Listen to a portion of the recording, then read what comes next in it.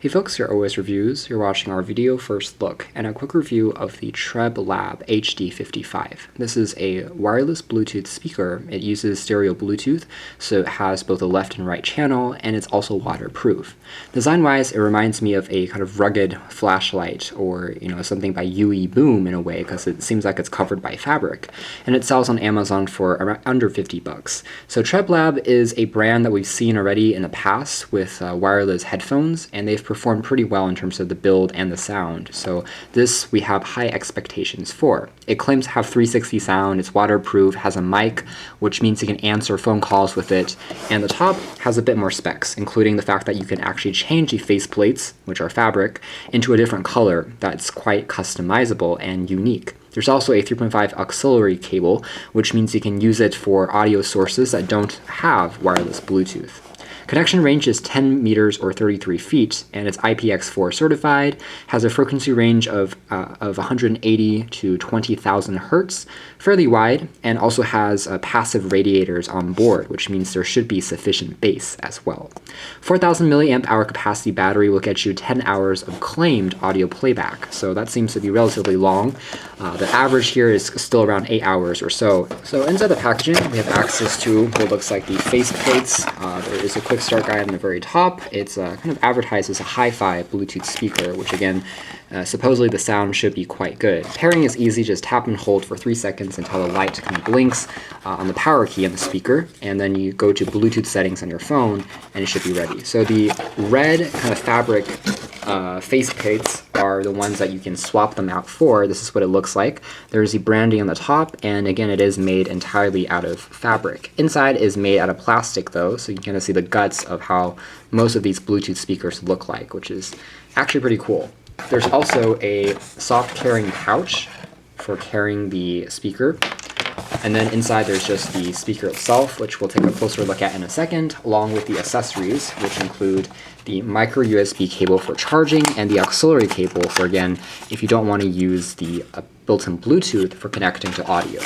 Let's take a closer look at the design of the HD55 first. So again, by default, you have access to just this kind of sleek black, all black look. The front here features some rubber accents that makes it seem a bit more rugged, resistant to shock and drops. And you have access to some basic info, including a mode selection between indoor and outdoor. I'm guessing that this will have an impact on the bass, turning up the volume a little bit higher than normal just to blast out more sound.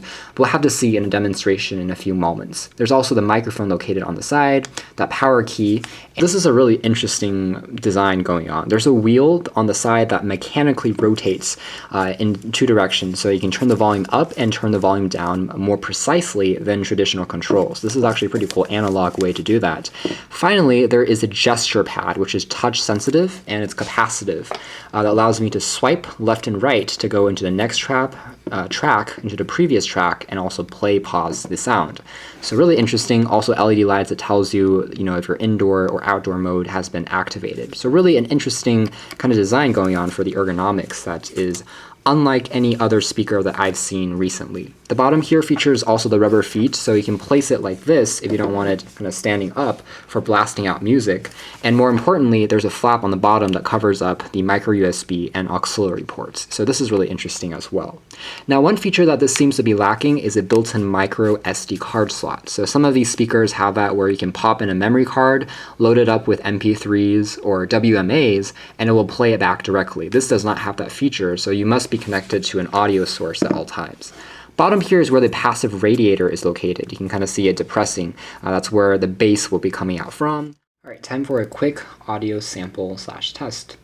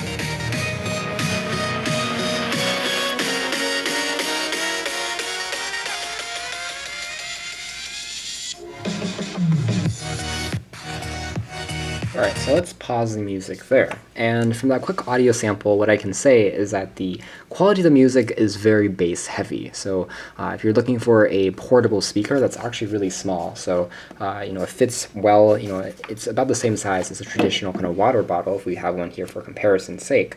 That means it slides easily into a can holder on a backpack or into a backpack pocket in general, but it punches surprisingly well in the lower frequencies. There's a passive radiator here that's embedded on the outside and possibly one on the inside as well, which means that if you are listening to EDM music with lots of drum beats, if you're listening to classical music with the bass playing, then this is going to come across very prominently. Also, if you're watching films and TV shows, this is going to bring that music experience to life. The connection range also seems to be quite strong. The source that I'm playing it with, the phone, is actually around 3 to 4 meters away, and you can hear that there wasn't too much disturbance in between. It sounded crisp. When the music was paused, there was no static to be heard, so it's quite a clean sounding speaker in general, even in the mids and highs if you're listening to vocals or for human speech. So surprisingly, a very, very good speaker. Now, tapping on outdoor indeed just turns up the bass even more. So indoor, I already thought that was quite bass heavy. So if you're a bass head, you'll be very pleased with this. And it just maximizes the sound and turns it up all the way in terms of volume and also the bass. So it becomes more punchy in parties and in beach environments where you want to hear more of the music. Microphone, when we did a sample phone call, also worked pretty well, but it's not necessarily a noise canceling mic. So if you're in really loud environments, it may struggle a bit more.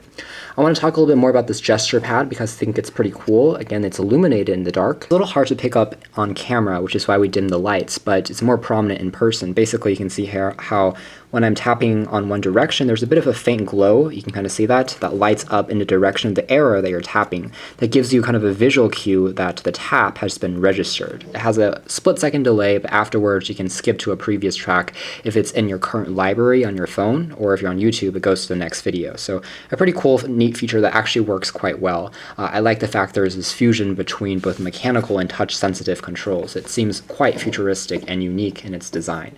And obviously the performance is also quite good. Now, the only downside I could see is if you really are in a beach or super wet environment and your hands have a lot of moisture on them or they're wet, maybe using that capacitive sensor can get a little frustrating. So if they went with all physical controls, and maybe there's an argument there since this does have a pretty rugged design. On the other hand, if you're using it indoors, then having that sensor is a really cool display of its innovation and technology. So as a whole, I really like the HD55 series. I think TREBLAB did a great job with the sound, and again with the build, how it's quite clever and unique, and how it's put together, and it sounds again very good. Especially if you like bass in the lower frequencies. I like the fact you can customize the faceplate. I like the fact that it's built really well and has this mechanical wheel for adjusting sound more precisely. And so if you're looking for a quality Bluetooth speaker, both indoors and outdoors, that fills up more sound than you'd expect at a small size, because again, judging by the size of this thing, I didn't expect it to pack quite as much volume as it did, then this perhaps will be a good choice. Audio-wise, I wouldn't say it's quite like audiophile grade or hi-fi grade per se, but that's true to most Bluetooth speakers on the market. This one retails for $70 on Amazon, which also is slightly more expensive than kind of generic speakers you can also shop around and find. The MRSP price is also a little under $200, so it makes sense that, again, the sound and the build is slightly stronger than average.